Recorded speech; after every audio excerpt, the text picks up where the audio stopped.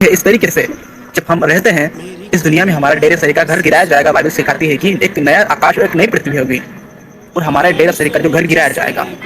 परमेश्वर के वचन में हमें यह मिलता है। और मृत्यु के बाद अनंत काल का जीवन में हमें राज्य के लिए परमेश्वर ने रखा है।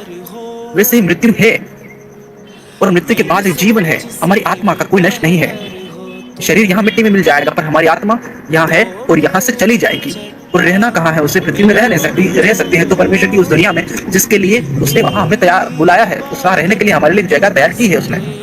और जब हम परमेश्वर के वचन में पढ़ते हैं, दूसरा कुरिन्थियों अध्याय 5:8 में पढ़ते हैं, देह से अलग होकर प्रभु के साथ रहना और भी उत्तम समझते हैं। प्रेरित पौलुस कहता है कि जब हम अपनी देह से अलग होकर प्रभु के साथ रहना और भी उत्तम समझते हैं, ये इससे बड़ी और महत्वपूर्ण बात और क्या हो सकती है कि हम देह से अलग होकर प्रभु के साथ रहना और भी उत्तम समझते हैं और भी अद्भुत बात समझते हैं। तो इससे महान और अद्भुत बात क्या ही हो सकती है जब हम देह से अलग होकर प्रभु के साथ रहना पसंद करेंगे। वैसे मैंने आपको उदाहरण बताया कि कोई व्यक्ति मेरे पास आया और वहां से वापस चला गया, तो जिस जगह से वो आया था उस जगह से वो अपने घर चला गया और वहां के लोगों ने उसे देखकर कहा, तुम घर आ गए। वो कहता है, हाँ मैं घर आ गया, और खुशी से आनंद से कहता है, मेरे पास से चला गया और मैं चिंता करता हूँ कहाँ गया है, मुझे नहीं पता वो घर गया है या नहीं।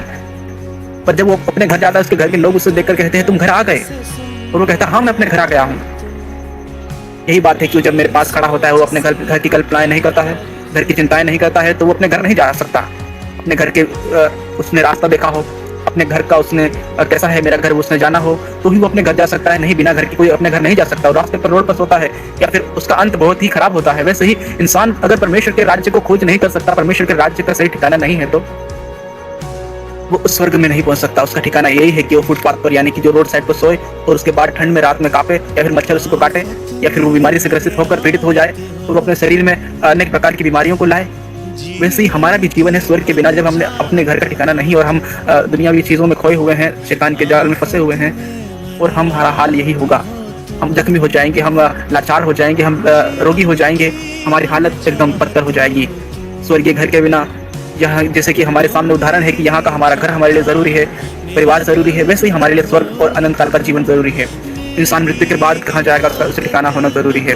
मुझे ठिकाना है कि मेरा प्रभु यीशु मसीह जिसने मेरे लिए अपना जीवन दिया और तीसरे दिन जी उठा, वो आने वाला है मुझे लेने। मुझे यही आशा है और मेरी निराशाओं में वो आशा बनकर मेरे साथ रहता है।